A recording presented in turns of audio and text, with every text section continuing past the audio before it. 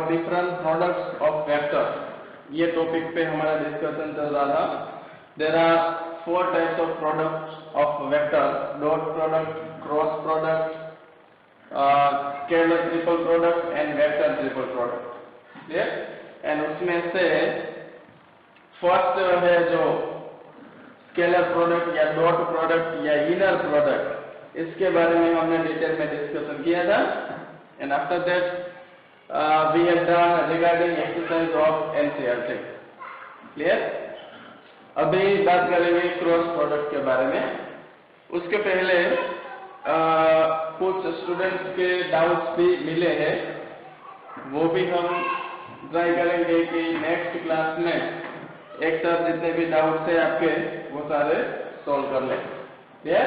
लेकिन अभी बात करेंगे क्रॉस प्रोडक्ट ऑफ 2 वेक्टर्स के बारे में। तो जैसा कि लास्ट टाइम मैंने बताया था, क्रॉस प्रोडक्ट है, इसको हम वेक्टर प्रोडक्ट या फिर आउटर प्रोडक्ट इसे भी जानते हैं। It means for 2 vectors, vector product और क्रॉस प्रोडक्ट और आउटर प्रोडक्ट, ये सब का मीनिंग सेम ही होता है। क्लियर?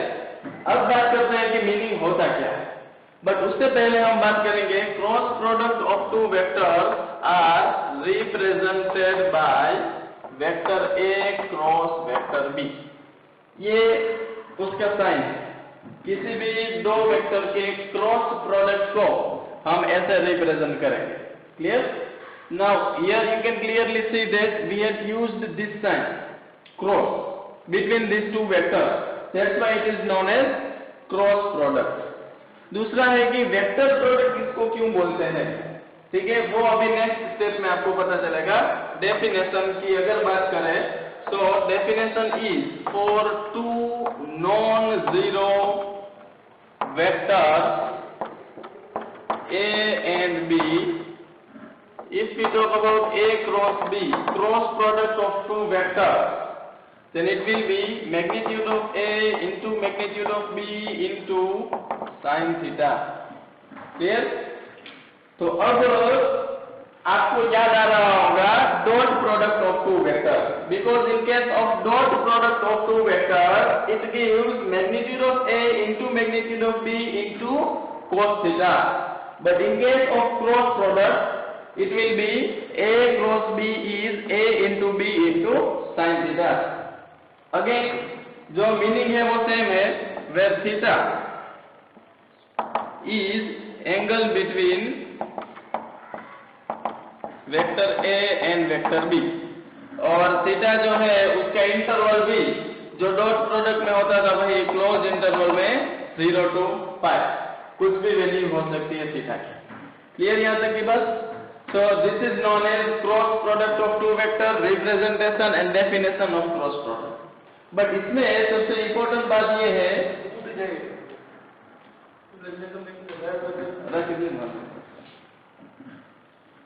तो यहाँ पे अगर आप लेफ्ट हैंड साइड में देखेंगे तो A क्रॉस B है, ठीक है, और अगर राइट हैंड साइड में देखें तो vector A into vector B magnitude into sine theta. अब लेफ्ट हैंड साइड में अगर देखें तो आंसर में आपको एक वेक्टर मिलना चाहिए। क्यों ऐसा? क्योंकि इसको हम वेक्टर प्रोडक्ट बोलते हैं। और 11th में आपने सीखा भी होगा कि क्रॉस प्रोडक्ट जब भी हम 2 वेक्टर का लेते हैं तो आंसर में आपको वेक्टर क्वांटिटी मिलती है। क्लियर? और डॉट प्रोडक्ट में आपको स्केलर क्वांटिटी मिलती है, वो हमने लास्ट टाइम डिस्कस कर लिया।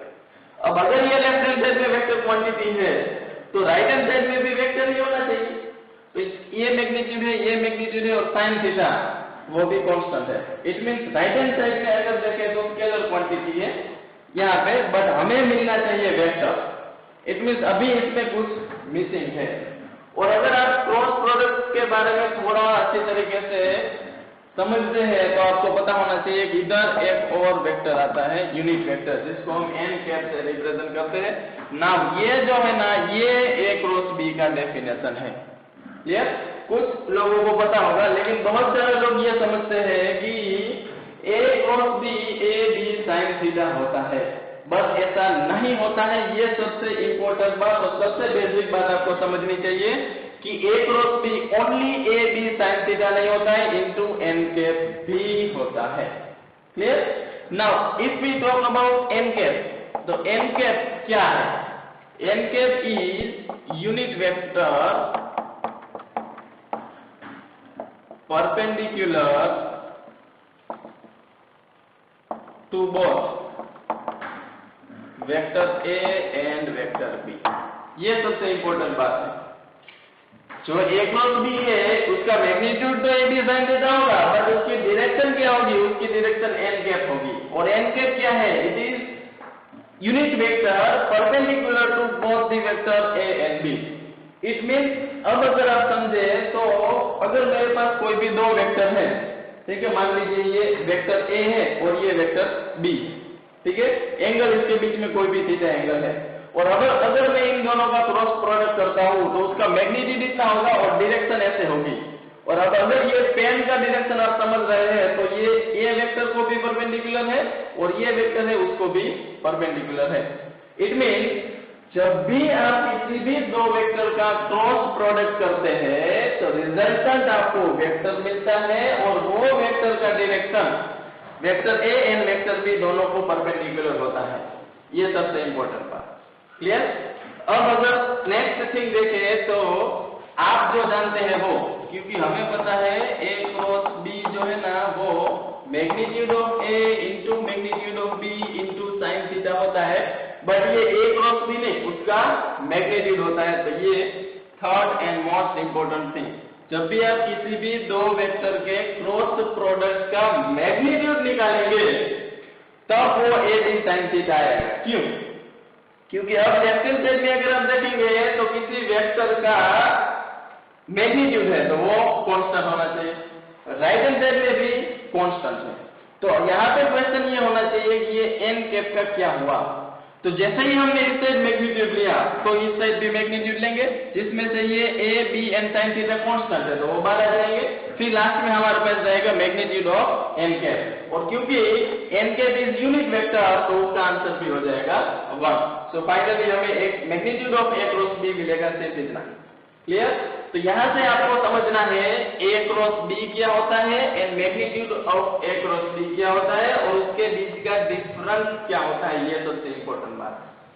क्लियर? अब हम चलते हैं आगे, कुछ इंपॉर्टेंट पॉइंट या फिर आप बोल सकते हैं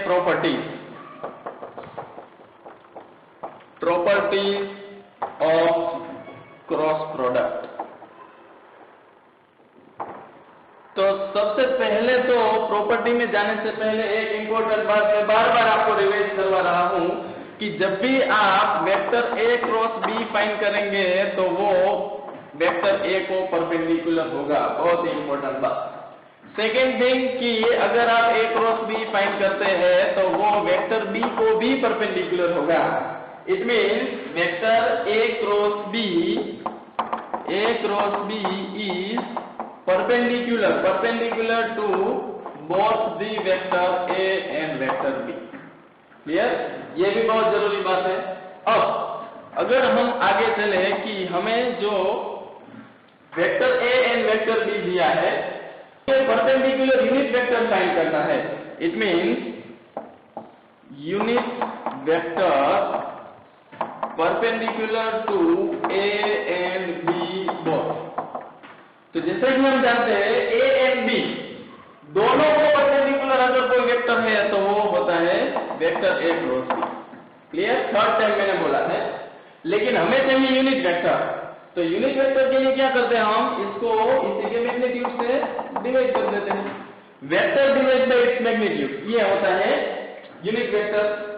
और दूसरी बात यहाँ पे ये है कि जैसा कि अभी मैं आपको एग्जांपल से समझा रहा था, कोई दो वेक्टर ऐसे हैं, अब अगर मैं क्रॉस प्रोडक्ट करूं तो ऐसे भी हो सकता है वेक्टर उसका डायरेक्शन और उसका डायरेक्शन ऐसे भी हो सकता है। मतलब कि किसी भी दो वेक्टर के क्रॉस प्रोडक्ट का जो डायरेक्शन है वो दो तरीके से हो सकता है, दोनों को परपेंडिकुलर, आइदर ऊपर की डायरेक्शन में या नीचे की डायरेक्शन में। इट मीन्स यहाँ पे हमें प्लस और माइनस करना पड़ेगा। इट मीन्स कोई भी दो वेक्टर है A एंड B, उसके लिए हम क्रॉस प्रोडक्ट लेते हैं तो वो दोनों वेक्टर को परपेंडिकुलर वेक्टर को रिप्रेजेंट करता है और ऐसे दो वेक्टर आपको ऑलवेज मिलेंगे। अब वो डिपेंड करता है कि आप A क्रॉस B करते हैं या B क्रॉस A करते हैं। ठीक है, ये भी आपने फिजिक्स में सीखा होगा कि जब आप A क्रॉस B करते हैं तो उसका डायरेक्शन राइट हैंड रूल के हिसाब से अगर इधर A है और ये B है तो अगर A क्रॉस B करते हैं तो उसका डायरेक्शन इस डायरेक्शन में होगा और अगर इसका उल्टा करते हैं तो नीचे की डायरेक्शन में होगा। क्लियर? लेकिन वहां हम फिर उसमें डिटेल में नहीं जाएंगे। अब नेक्स्ट प्रॉपर्टी की बात करें तो A क्रॉस B अगर आप निकालते हैं, ठीक है, और अगर आप B क्रॉस A निकालते हैं तो इन दोनों के बीच में क्या रिलेशन होगा? तो अगर डॉट प्रोडक्ट से इसको कंपेयर करें तो डॉट प्रोडक्ट दोनों का सेम होता है, A डॉट B करो या B डॉट A करो। क्लियर? लेकिन इसमें क्या है, क्योंकि जो डॉट प्रोडक्ट है वो तो स्केलर क्वांटिटी है, लेकिन क्रॉस प्रोडक्ट में डायरेक्शन भी साथ में आता है। तो अभी जैसा मैंने आपको बताया, अगर A क्रॉस B का डायरेक्शन ऊपर की डायरेक्शन में है तो फिर उसका उल्टा करेंगे तो उसका डायरेक्शन भी चेंज हो जाएगा। और अगर दोनों को इक्वेट करना है तो आपके सामने नेगेटिव साइन होना चाहिए। इसका मतलब ये हुआ कि A क्रॉस B और B क्रॉस A दोनों में वेक्टर तो सेम ही होगा बट उसका डायरेक्शन ऑपोजिट होगा। क्लियर? ये बहुत ही इंपॉर्टेंट प्रॉपर्टी। उसके बाद अगर मैं बात करूं कि अगर A cross B plus C करते हैं तो क्या आएगा, ये भी इंपॉर्टेंट प्रॉपर्टी है। ये सेम हम एनसीईआरटी के एक्सरसाइज में प्रूफ भी करेंगे। क्लियर? तो जैसे हम डिस्ट्रीब्यूट करते हैं, वैसे जैसे मल्टीप्लिकेशन में हम ब्रैकेट को ओपन करते हैं वैसे ओपन कर देना है। तो पहले ये जो वेक्टर A है उसका क्रॉस प्रोडक्ट होगा वेक्टर B के साथ, फिर यहाँ पे जो साइन है वही साइन आएगा, प्लस है तो प्लस, अगर माइनस है तो भी चलेगा, तो इधर माइनस आएगा। फिर ये वेक्टर A है उसका क्रॉस प्रोडक्ट आएगा वेक्टर C के। क्लियर? अब एक और इंपॉर्टेंट बात है कि अगर कहीं पे A क्रॉस B आपको 0 मिलता है, 0 वेक्टर मिलेगा, क्योंकि cross product is vector quantity.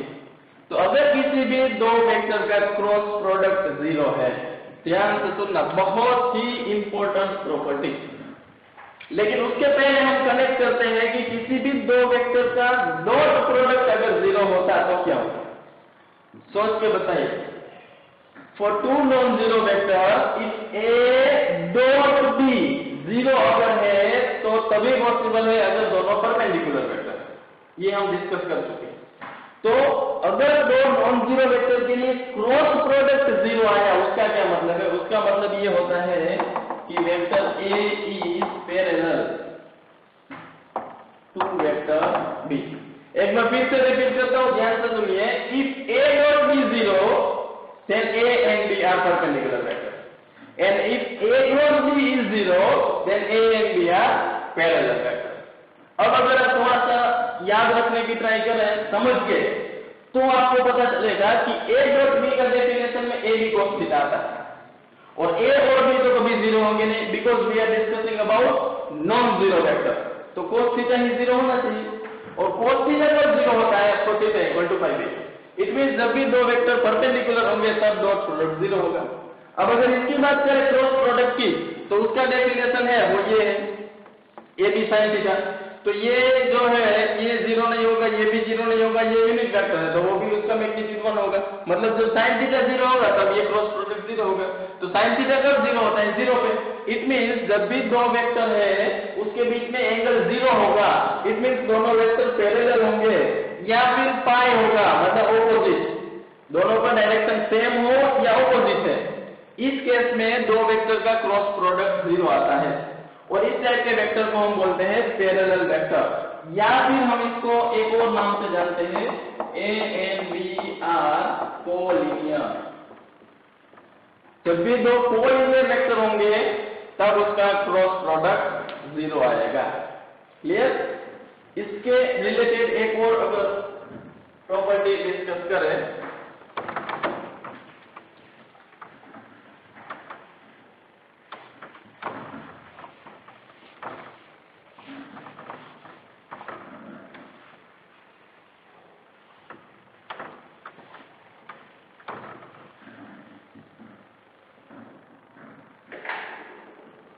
तो अगर मैं बात करूं I cross I cap cross I cap, तो सोचिए I cap is unit vector in the direction of positive x axis, ठीक है, और ये I कैप भी वही है।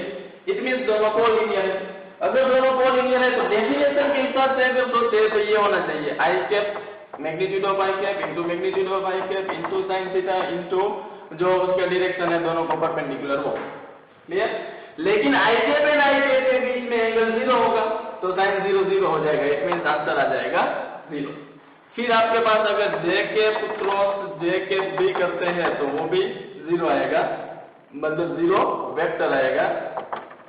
और K cap cross K cap अगर करते हैं तो वो भी 0 वेक्टर आएगा। फर्स्ट ये हमने डॉट प्रोडक्ट में भी सीखा था, डॉट प्रोडक्ट 1 होता है और क्रॉस प्रोडक्ट 0।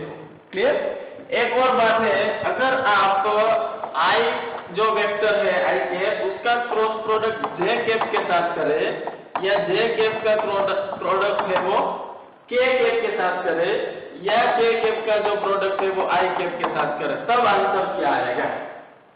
तो उसके लिए आपको समझना है ये फिगर देखिए, ऐसा आई थिंक आपने फिजिक्स में सीखा होगा। ये I कैप, ये J कैप और ये K कैप, और इस तरीके से हम डायरेक्शन लेते हैं क्लॉकवाइज डायरेक्शन। क्लियर? अब यहाँ से पता कैसे चलता है, तो जब भी आप I क्रॉस J करेंगे तो आंसर में K मिलेगा। क्लियर? अगर आप K क्रॉस I करेंगे, K क्रॉस I करेंगे तो आंसर में J कैप मिलेगा, और J क्रॉस K करेंगे तो आंसर में I कैप। क्लियर? फिर इसमें थोड़ा बहुत अगर मान लीजिए चेंज हो जाए, जैसे कि अगर I क्रॉस J की जगह पे J क्रॉस I आ जाए तो क्या करेंगे? तो वो प्रॉपर्टी हमने पहले देखी, A क्रॉस B और B क्रॉस A दोनों एक दूसरे के ऑपोजिट होते हैं। तो अगर I क्रॉस J होता है तो J क्रॉस I है वो माइनस K कैप हो जाएगा। क्लियर? तो इसमें अगर पोजीशन चेंज होता है, सीक्वेंस चेंज होता है, तो फिर आप आराम से समझ सकते हैं, बट जो बेसिक चीज है वो ये। क्लियर? तो दोनों बातें एक बार फिर से समझते हैं। Cross product of three mutually perpendicular unit vectors I J K, उसके बीच में क्रॉस प्रोडक्ट क्या होता है और एक दूसरे के साथ में क्रॉस प्रोडक्ट क्या होता है। क्लियर? और अब लास्ट में हम बात करेंगे for two non zero vector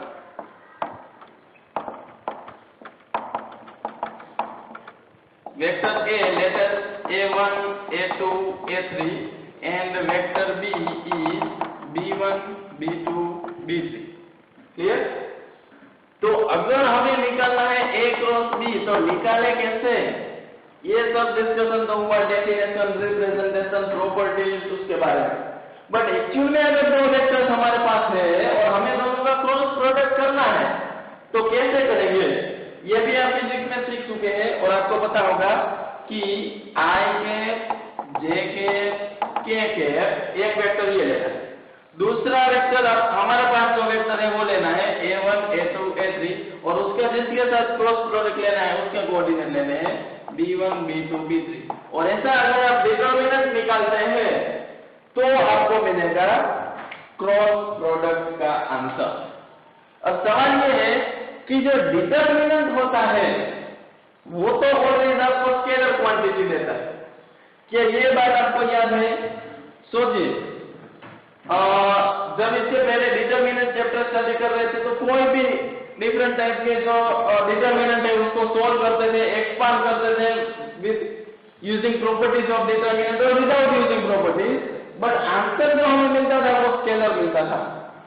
clear? But इस केस में आपको क्रॉस प्रोडक्ट का आंसर वेक्टर मिलेगा। रीजन ये है कि यहाँ पे हमने वेक्टर क्वांटिटीज भी इसमें इंक्लूड की है, इसलिए आंसर भी वेक्टर होगा और हमें ऐसा ही आंसर चाहिए क्योंकि cross product is a vector quantity. Clear? तो अभी तक जो क्रॉस प्रोडक्ट में हमने डिस्कशन किया है उसमें कैसे रिप्रेजेंट करते हैं, फिर उसके बाद जो प्रॉपर्टीज है, उसका डेफिनेशन है, उसका मैग्नीट्यूड है, ये सारी बातें हमने सीखी। क्लियर? अब चलते हैं यहां से आगे।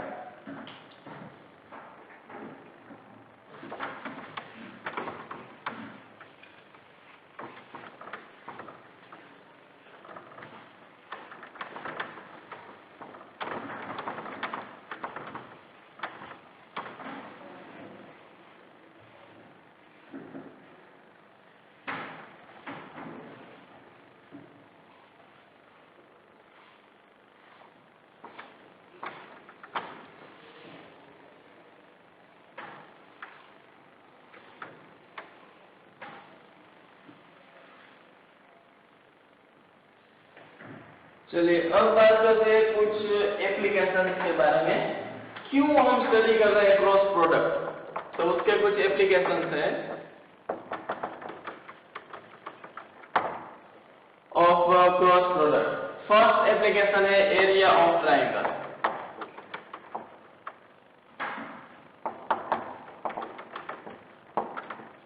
मान लीजिए हमारे पास कोई एक ट्राइंगल ऐसे है, ठीक है, और डेटा के लिए ये भी ध्यान रखना है, दो अगर ट्राइंगल ए बी सी है तो आपको इसके दो साइड्स दिए हैं। ये अगर मान लीजिए वेक्टर ए है और ये वेक्टर बी है, ठीक है।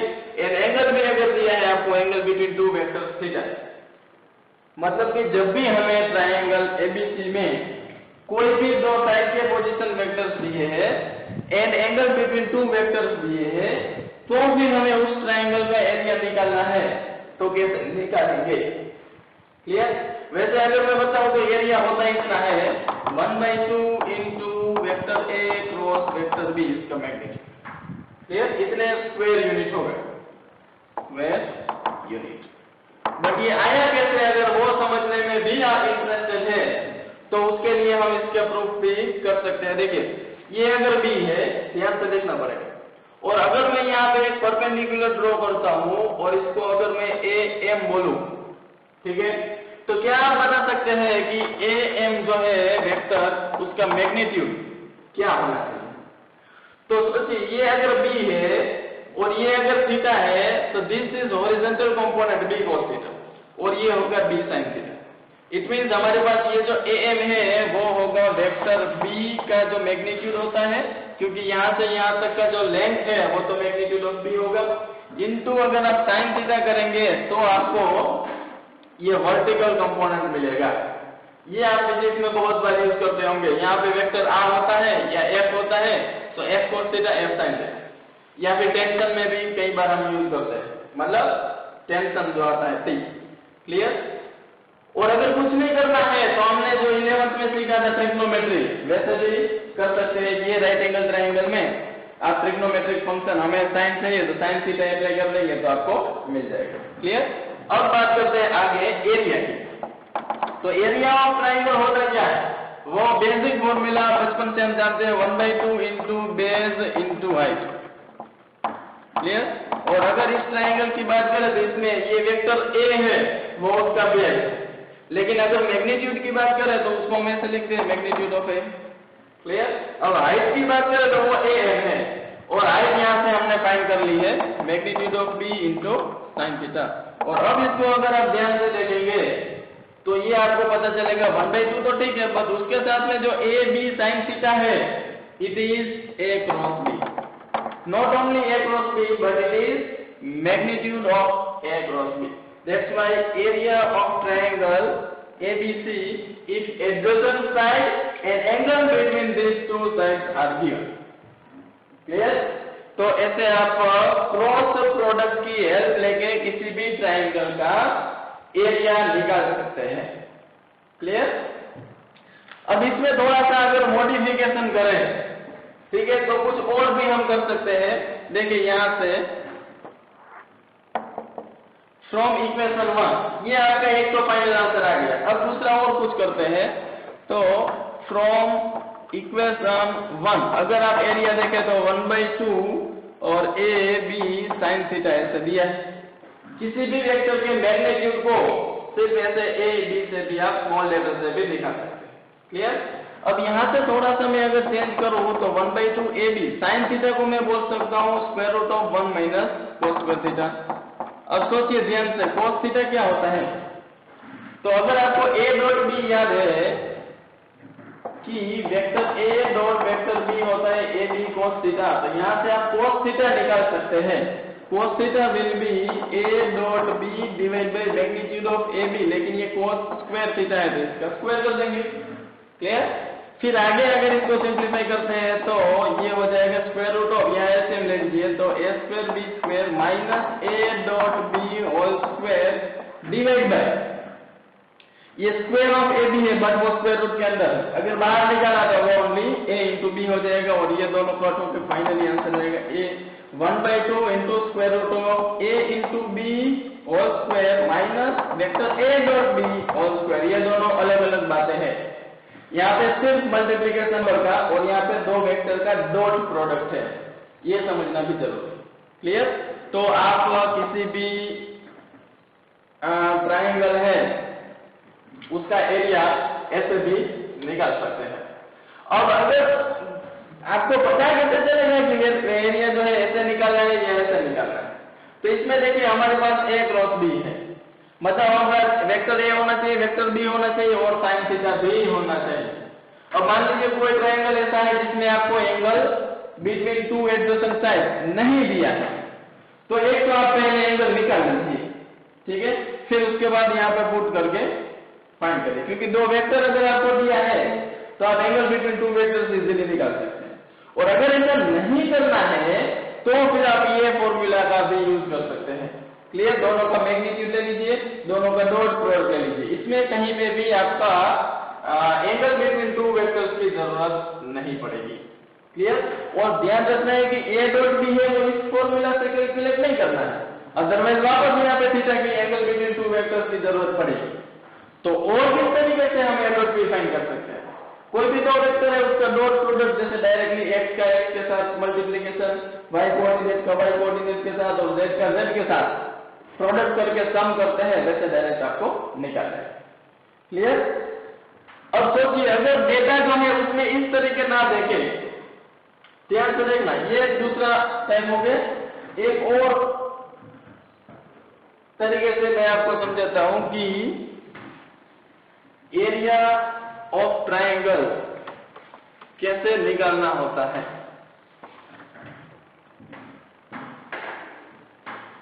अब मान लीजिए कि मेरे सामने कुछ इस तरीके से ट्रायंगल दिया है ए बी एंड सी, ठीक है, और अब इस बार इसमें क्या था, मुझे ये दो साइड के पोजीशन वेक्टर्स दिए थे।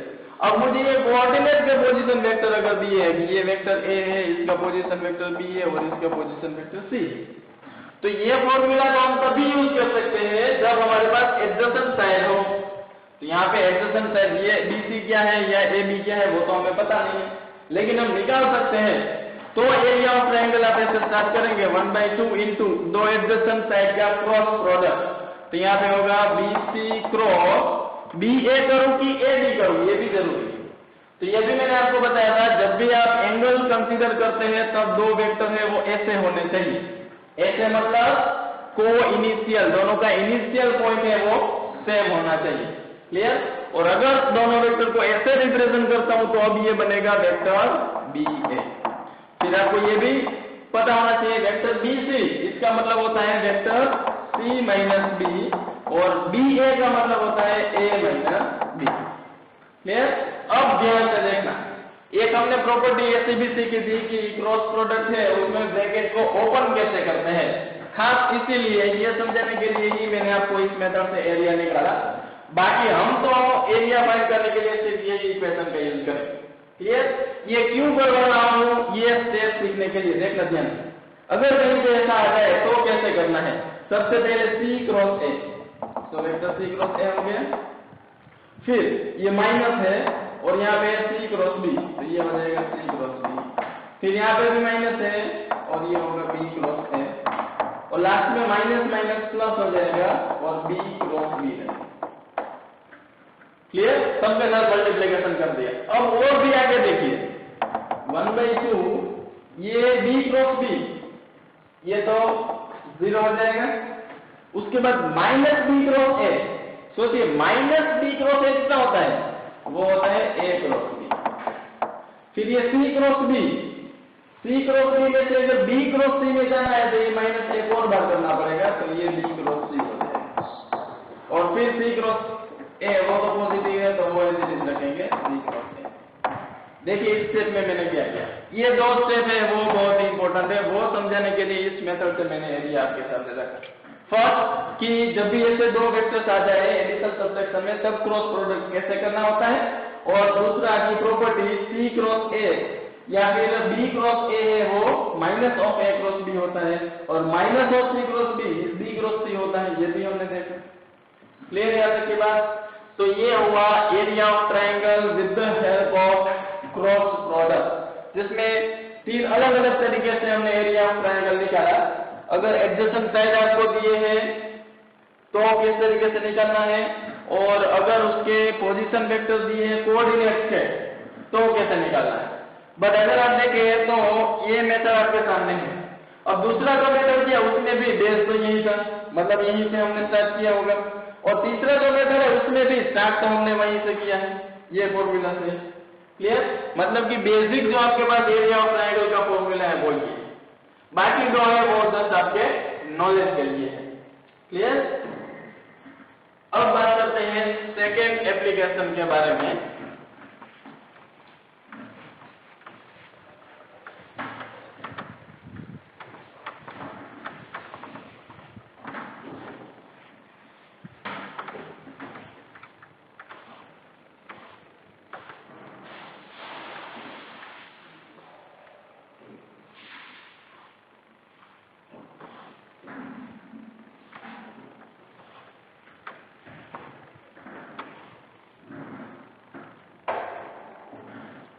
तो सेकेंड एप्लीकेशन है एरिया ऑफ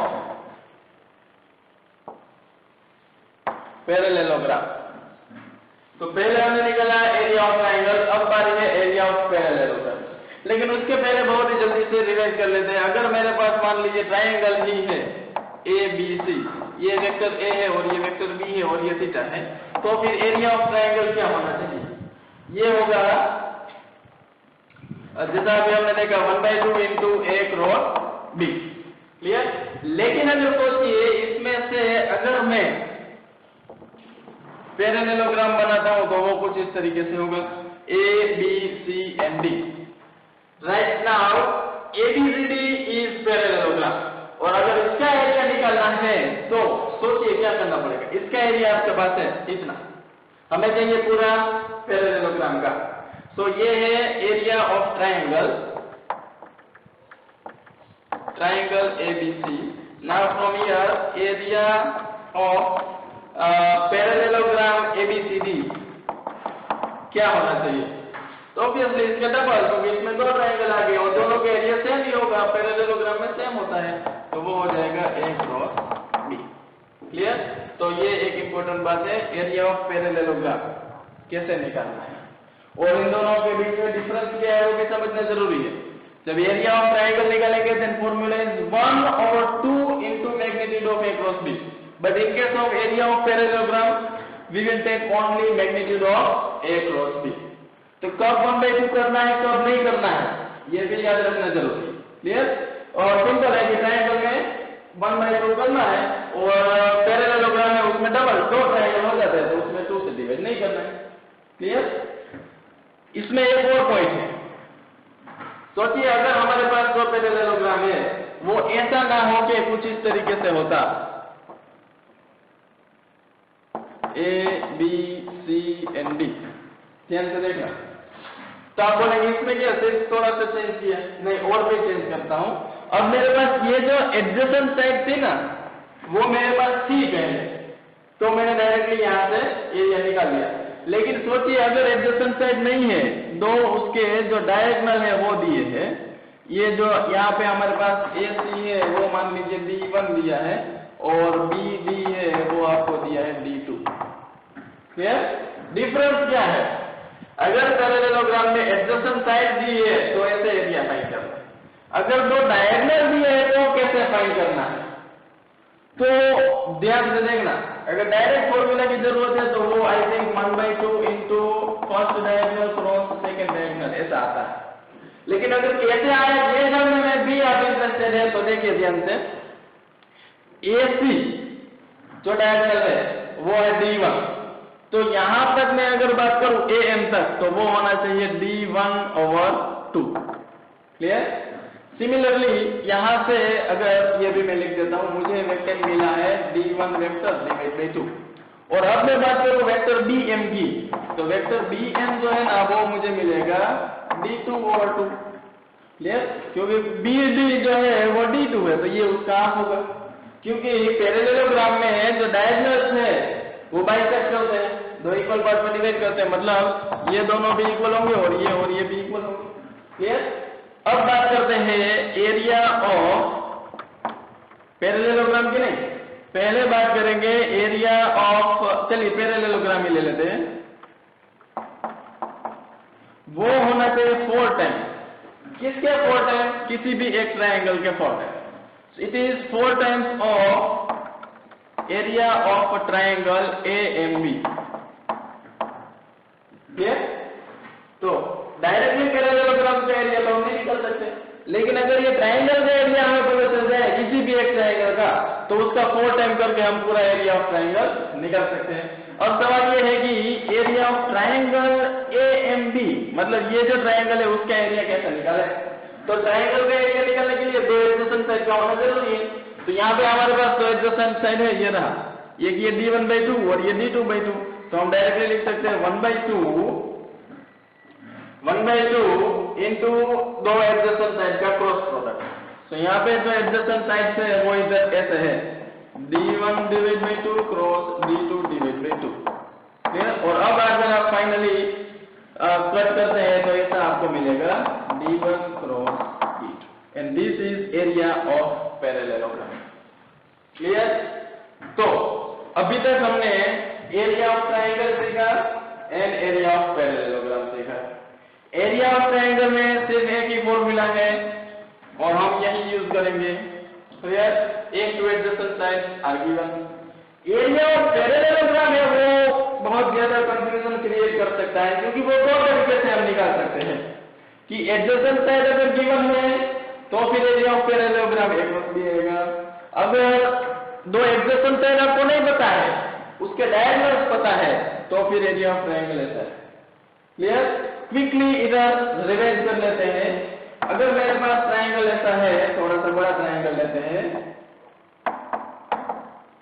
ये वेक्टर A है और ये वेक्टर B, ठीक है? और अगर आपको एरिया निकालना है तो वो होगा 1/2 into vector A cross vector B। Second thing, अगर आपके पास पैरेललोग्राम है, उसमें दो adjacent side A and B है, तो फिर एरिया होना चाहिए ओनली A क्रॉस B, 1/2 नहीं आएगा क्योंकि ये ट्रायंगल का डबल। थर्ड एंड लास्ट, अगर आपके पास कोई पैरेललोग्राम है, ठीक है, और उसमें दो डायगोनल्स भी है, एक D1 है एक D2 है, तब एरिया होना चाहिए 1/2 इंटू D1 इंटू D2। बहुत ही इंपॉर्टेंट है, ध्यान से देखना और याद रखने की ट्राई करना। क्लियर? अब हम चलते हैं नेक्स्ट टॉपिक पे।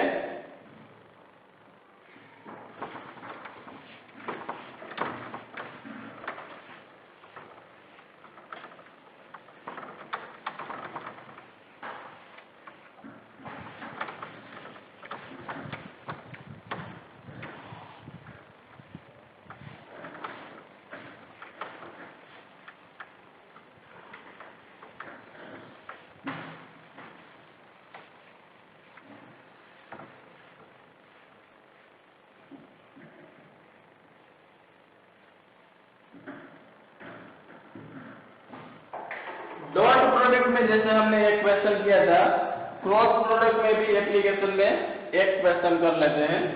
और क्वेश्चन है derive sine rule by cross product या फिर by using concept of vector. Clear? Dot product में अगर आपको याद है तो हमने कोसाइन रूल जो है वो डिराइव किया था, यहाँ पे हम डिराइव करेंगे साइन रूल। तो सबसे पहले याद कर लेते हैं कोसाइन रूल क्या होता था। कोसाइन रूल ऐसा होता था, cos A equal to B² plus C² minus A² divide by 2BC। ये हमने डॉट प्रोडक्ट से डिराइव किया था। अब बात है साइन रूल कैसे डिराइव करें। तो साइन रूल क्या होता है पहले वो पता होना चाहिए। ये साइन रूल है, A over sine A equal to B over sine B equal to C over sine C। ये द स्मॉल ABC है वो ट्रायंगल ABC के साइड है और capital ABC are angles of triangle ABC। Clear? So अब बात करनी है हमें, ये जो है इसको साइन रूल बोलते हैं, ये हम कैसे डिराइव कर सकते हैं। तो सबसे पहली बात, ट्रिग्नोमेट्री में ज्योमेट्री के पोर्शन में आपने ये सीखा होगा। इसका डेरिवेशन ट्रिग्नोमेट्री का यूज करके भी आपने किया होगा, लेकिन अभी हम करेंगे bye using concept of vector या फिर क्रॉस प्रोडक्ट। क्लियर? सो देख लीजिए, बहुत ही इंपॉर्टेंट क्वेश्चन है। अगर मेरे पास ऐसा ट्राइंगल एबीसी है जिसमें ए बी सी 3 एंगल है और small a small b and small c, ये जो मेरे पास है ये उसके साइन है। और क्योंकि हम वेक्टर्स की बात कर रहे हैं तो इसको हम वेक्टर के फॉर्म में दिखा देते हैं। क्लियर? अब इसका डायरेक्शन मान लीजिए ऐसा है, इसका ऐसे है और इसका ऐसे है। क्लियर? तो आप सब जानते हैं कि इधर अगर कंप्लीट हो जाएगा आपका सर्कल तो a plus B plus C equal to 0 vector होता है। ये सबसे पहले हमने लॉ ऑफ ट्राइंगल में सीखा। क्लियर? उसके बाद अगर थोड़ा सा इसमें मैं चेंजेस करूं तो ये a plus b equal to minus c हो सकता है कि नहीं? अब अगर ये जो स्टेटमेंट है इसमें मैं दोनों साइड वेक्टर सी से क्रॉस प्रोडक्ट करूं तो क्या होगा? ये a प्लस बी है लेफ्ट हैंड साइड में और राइट हैंड साइड में वेक्टर माइनस सी। दोनों को मैं वेक्टर सी से अगर क्रॉस प्रोडक्ट सी के साथ करता तो क्या होगा? तो यहाँ पे जैसा कि हमने देखा a cross c plus b cross c होगा और यहाँ पे वेक्टर c क्रॉस c और वो होता है 0। क्लियर? अब इसको थोड़ा सा मैं a क्रॉस c और इसको अगर इस साइड ले जाऊं तो ध्यान से सुनना, वो हो जाएगा माइनस b क्रॉस c और माइनस b क्रॉस c। चलिए लिख देता हूं माइनस b क्रॉस c और माइनस b क्रॉस c को हम लिख सकते हैं c क्रॉस b। क्लियर यहां तक की बात? अब a cross c by definition होता क्या है? ये होता है a c sign angle between two vectors a and c। अब देखना पड़ेगा ये वेक्टर a है और ये वेक्टर c है, दोनों के बीच का एंगल कितना है? b। तो यहाँ पे हम ले लेंगे b। एक बार फिर से सोच कर बताइए, vector a and vector c दोनों के बीच का एंगल तो वो b नहीं होगा। अगर आप थोड़े से समझदार हैं तो आप समझ जाएंगे कि वेक्टर a इधर जा रहा है, वेक्टर c इधर आ रहा है, दोनों को इनिशियल वेक्टर नहीं है। बार बार मैं ये चीज रिपीट कर रहा हूं, दो वेक्टर के बीच का एंगल अगर आपको निकालना है तो वो को इनिशियल होना चाहिए। वेक्टर c इधर है, वेक्टर a इधर है। अब ये को इनिशियल हुए और उसके बीच का एंगल पाई माइनस b है। क्लियर? क्योंकि ये अगर b है तो ये पाई माइनस b होगा। वैसा कोई डिफरेंस ज्यादा नहीं होगा, लेकिन अगर यहाँ पे कोस होता जैसा हमने डॉट प्रोडक्ट में देखा था तो बहुत ज्यादा चेंजेस आ सकते हैं। इधर हमारे पास आ जाएगा c into B into sine angle between c and b। तो ये वेक्टर c है और ये वेक्टर b है and this is pi minus c, so it will be pi minus. और फाइनली आप देखते हैं कि पाई माइनस b या पाई माइनस c करने से हम सेकेंड क्वाड्रेंट में पहुंचते हैं और सेकेंड क्वाड्रेंट में साइन फंक्शन पॉजिटिव होता है। So finally we can get ac sin b equal to cb sin c। अब ये दोनों साइड अगर मैं abc से डिवाइड कर देता हूं तो ये बन जाएगा sin b divide by b equal to sin c divide by c। और फाइनली इसको हम ऐसे भी लिख सकते हैं कि b over sine b equal to c over sine c। सिर्फ इसको रेसिप्रोकल करके लिखा। और सिमिलरली आप ये भी दिखा सकते हैं यहां से ऐसे, और ये आपका साइन रूल है। क्लियर? तो आपके माइंड में अगर एक क्वेश्चन हो गया सिर्फ ये दो ही मिले और तीसरा अगर हमें फाइंड करना है तो आपको इधर देखिए आपने t वेक्टर से क्रॉस प्रोडक्ट लिया है दोनों के साथ। अगर आप a के साथ लेंगे तो और दूसरे दो मिलेंगे और b के साथ लेंगे तो और दूसरे दो मिलेंगे, फिर तीनों इक्वेशन को कंपेयर करेंगे तो वहां से आपको ये मिलेगा। Clear? So this is proof of sine rule, बहुत ही इंपॉर्टेंट। क्लियर? तो वेक्टर क्रॉस प्रोडक्ट में यहां तक का डिस्कशन हुआ है। अब हम देखेंगे नेक्स्ट एक्सरसाइज में क्या क्या हमें दिया है। अगर थ्योरी पोर्शन कुछ बाकी है तो अभी कर लेंगे, नहीं तो एक्सरसाइज है वो हम नेक्स्ट टाइम करेंगे।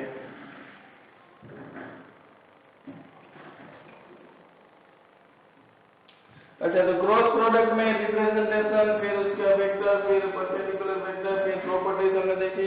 एप्लीकेशन में area of triangle, area of parallelogram, और उसके बाद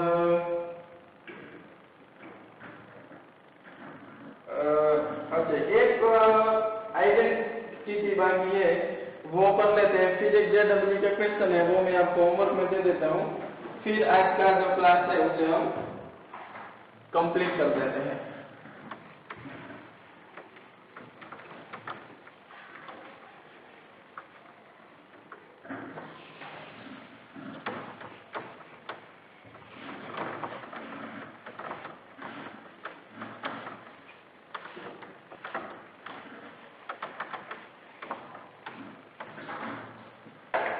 एक बहुत ही इंपॉर्टेंट आइडेंटिटी है जिसको हम लैग्रेंज आइडेंटिटी बोलेंगे।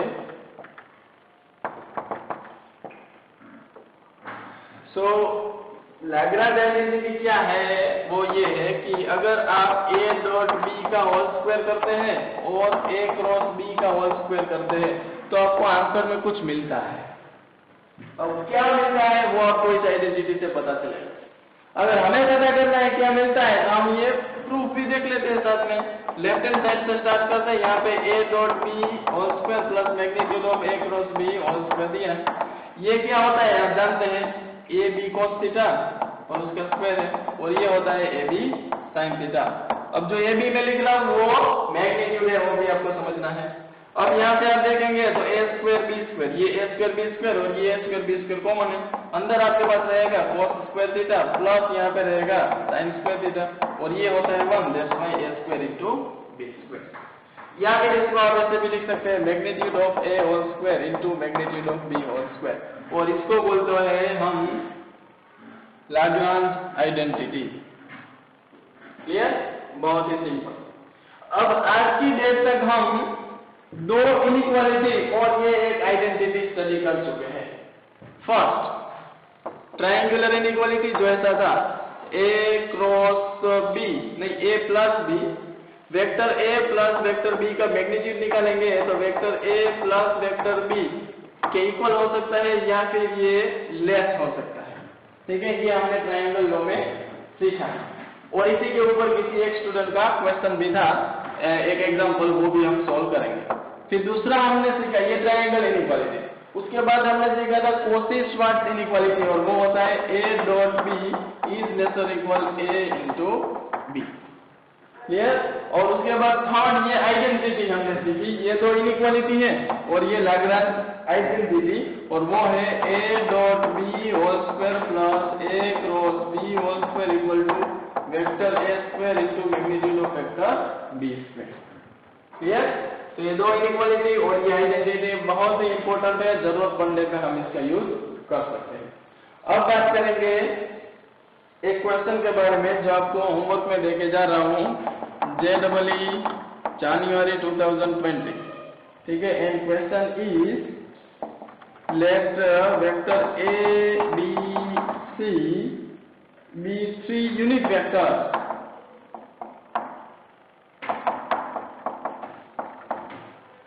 ABC यूनिट वेक्टर्स है, एंड दूसरा एक आपको दिया है vector A plus vector B plus vector C, ये 0 वेक्टर दिया है। आपको करना क्या है, आपको ये दिखाना है कि if lambda equal to A dot B plus B dot C plus A dot C या C डॉट A, अगर लैम्बडा ऐसा है and if D vector D आपको दिया है वो ऐसा है a cross b plus b cross c plus c cross a। ठीक है, a cross b cross c cross a। तो आपको करना क्या है, आपको फाइंड करना है लैम्बडा एंड d, ये ऑर्डर्ड पेयर आपको फाइंड करना है। इन शॉर्ट आपको लैम्बडा फाइंड करना है, आपको वेक्टर d फाइंड करना है, फिर दोनों का आंसर देना है। इसमें ऑप्शंस भी दिए हैं, इस क्वेश्चन के लिए ऑप्शन बहुत जरूरी है, इसके लिए मैं यहाँ पे आपके सामने ऑप्शंस लिख के जा रहा हूं, क्योंकि विदाउट ऑप्शन इस क्वेश्चन को सोल्व करना थोड़ा सा मुश्किल हो सकता है। फर्स्ट है -3/2 3 इंटू a क्रॉस b। ये जो ऑर्डर पेयर की बात कर रहे हैं लैम्बडा d, तो लैम्बडा फर्स्ट में इतना, d इतना। सेकेंड ऑप्शन में आपको ये है -3/2 into 3 time c cross b। Third option है 3/2 3 टाइम्स B क्रॉस C, और फोर्थ ऑप्शन हमें दिया है 3/2 3 टाइम्स A क्रॉस C। ठीक है, तो आपको बताना है लेमड़ा -3/2 होगा या 3/2 होगा, और आपको बताना है कि जो वेक्टर D है वो 3 टाइम्स A क्रॉस B होगा या 3 टाइम्स C क्रॉस B होगा या 3 टाइम्स B क्रॉस C या A क्रॉस C। क्लियर? तो ये बहुत ही इंपॉर्टेंट क्वेश्चन है। ऐसा एक क्वेश्चन याद करो, A + B + C = 0, ऐसा एक क्वेश्चन हमने एनसीईआरटी में भी किया था डॉट प्रोडक्ट के एक्सरसाइज में, और उसमें शायद इसी की वैल्यू हमने फाइंड की थी और आंसर किया था, वो भी आपको बता देता हूँ, इधर आपको पता चल जाएगा, लेकिन आपको याद होना चाहिए। और वहां पे मैंने आपको ये भी बताया था कि ये सेम क्वेश्चन आप फिजिक्स में भी कर चुके हैं। तो इतना जो फर्स्ट पोर्शन है ना वो तो यही है, ये दूसरा जो है उसमें थोड़ा सा चेंज है। अब ज्यादातर लोग समझेंगे तो ये डुप्लीकेट क्वेश्चन है तो हमसे नहीं होगा, लेकिन ऐसा नहीं करना है, बहुत ही इजी क्वेश्चन है, सब लोग ट्राई करेंगे तो हो जाएगा। क्लियर? और लास्ट थिंग ये है कि सब लोग प्रिपरेशन करते रहेंगे। ठीक है, अभी ये कितने टाइम तक हमें ऐसा चलाना पड़ेगा वो कुछ फिक्स नहीं है, इसलिए सब लोग सीरियसली जैसे स्कूल टाइम में हार्ड वर्क करते थे, सिंसियर वर्क करते थे, रेगुलर वर्क करते थे, वैसा ही वर्क आपको घर पे रह के भी करना है डेली बेसिस पे। और जो वीकली टेस्ट का शेड्यूल है, वीकली टेस्ट के पेपर्स आपको मिलते हैं, उसके बाद आंसर की मिलती है, और जो आपको पूरा प्रोसेस बताया हुआ है उस प्रोसेस को फॉलो करना है। ठीक है, टाइम टू टाइम जहाँ पे वीकली टेस्ट होती है वहां पे वीकली टेस्ट देना है, उसके पहले प्रिपरेशन करना है, वीकली टेस्ट देने के बाद जो आंसर की आपको मिलती है उसमें से वेरीफाई करना है कितना सही है कितना गलत है, जो रॉन्ग हुआ उसको करेक्ट करना है, और कहीं पे डाउट आए तो आपको सब्जेक्ट टीचर से कंसर्न कर लेना है। क्लियर? Thank you.